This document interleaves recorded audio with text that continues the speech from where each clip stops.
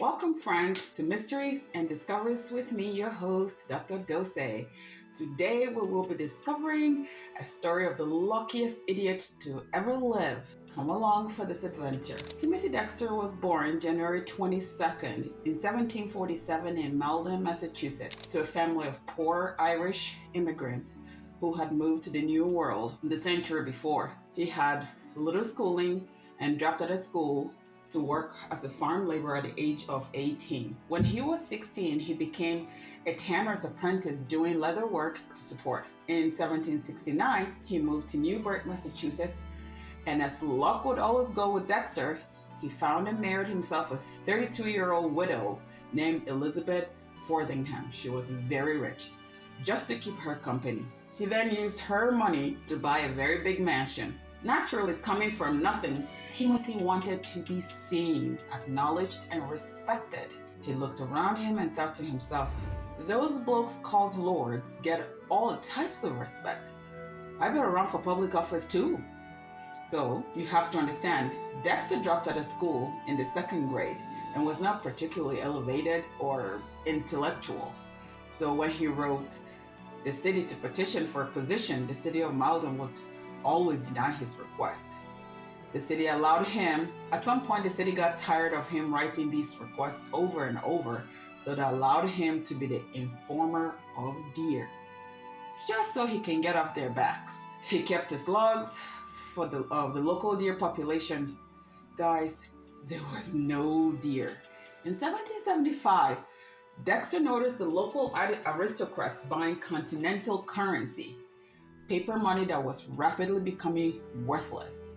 Tim Dexter decided this must be what rich people did, and he needed to be seen as a fellow rich aristocrat and a lord.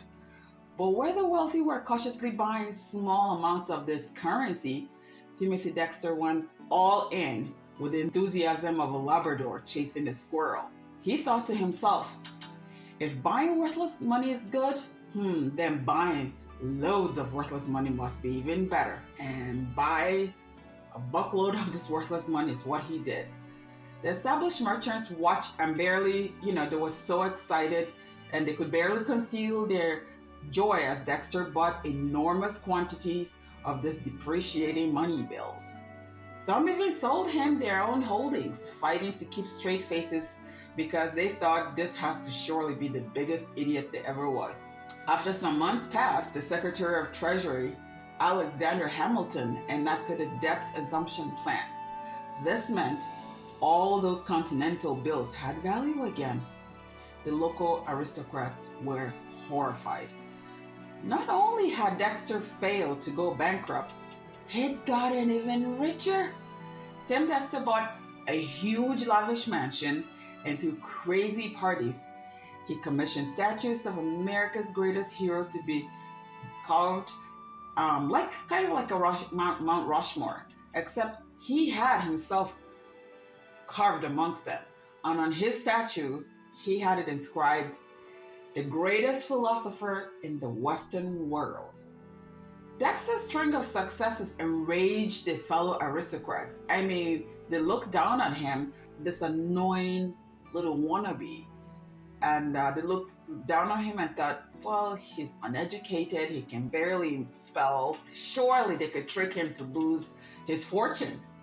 Out of spite, some of these aristocrats started giving him horrible business advice in hopes of causing him financial ruin. One of these aristocrats advised him to sell warming pans to the Caribbean, except warming pans keep beds warm. But that only works in winter climates. Jamaica has a very tropical climate. Of course, Dexter being, let's not call him the village idiot, but being Dexter, took a few ships and filled them up with these pans, these bed warming pans, about 40,000 pans to be exact, 40,000.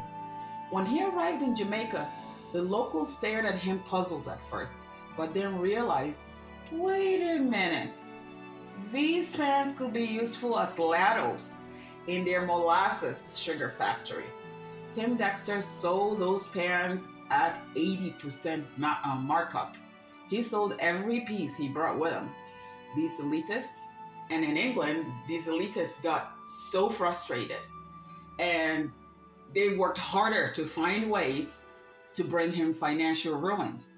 So that one of them advised Dexter, carry coal to Newcastle, except it's pointless to carry coal to Newcastle because Newcastle happens to be the biggest provider of coal at the time. Dexter sent some ships. He wasted no time. He packed up some ships, and when they arrived in Newcastle, call it divine intervention because on his arrival to Newcastle, the local workers went on strike.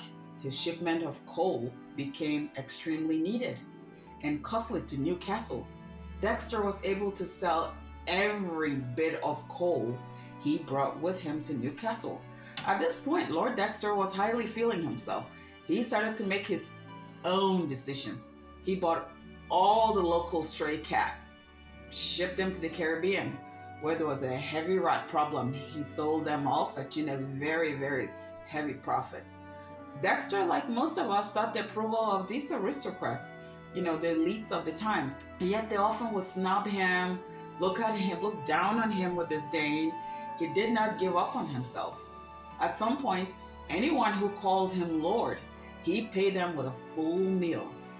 Being respected and regarded as a lord was of such high value to Dexter. He built a lovely mansion and adorned it with minarets, golden eagle on the top. Just so you understand how petty Dexter was.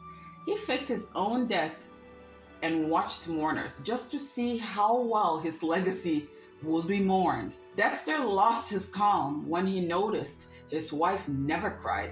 In fact, he showed up and beat her up for not showing sadness and mourning his death properly. Timothy Dexter was fascinated by the whaling ships at Newbury Port's harbor.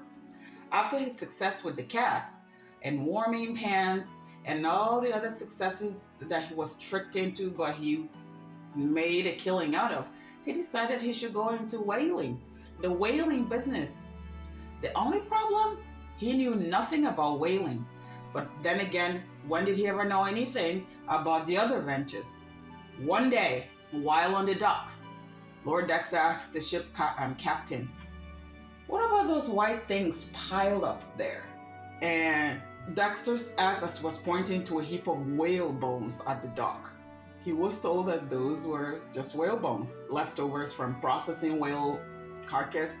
They were sold cheap to corset makers and people as such. Dexter's eyes lit up. If they were cheap, surely buying them was a good idea. And without understanding what they were used for or why, he made his signature grand declaration, "I'll take them all." And take them all he did. His wife was particularly unhappy. First, there were cats everywhere, and now no one could even walk through the garden because they would trip over the whale bone parts. And the stench of whale carcass. You guys, these were processed, leftovers. And the fish, essentially. So with the piping hot sun, I imagine they smelled horrendous. These were whale bones. But just as the town people were certain that this would finally be Dexter's downfall, fate intervened. Women's fashion in Europe and America suddenly underwent a dramatic change.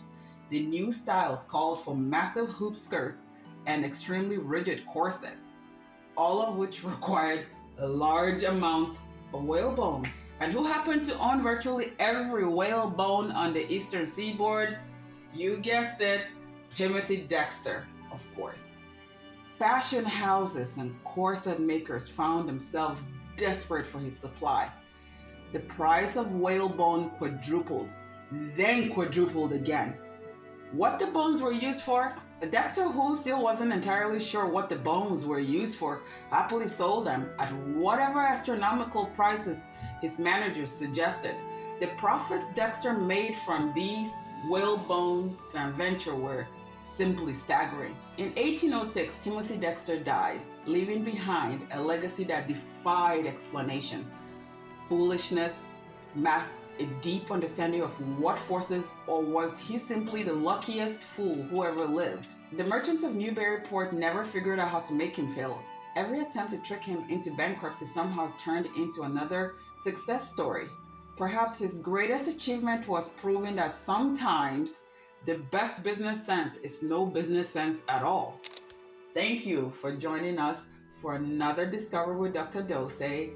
Join us next time for 2 new stories. And please don't forget to share your thoughts with us in commentary. And please like and subscribe for more stories, mysteries, and discoveries with Dr. Dose. Thanks, guys.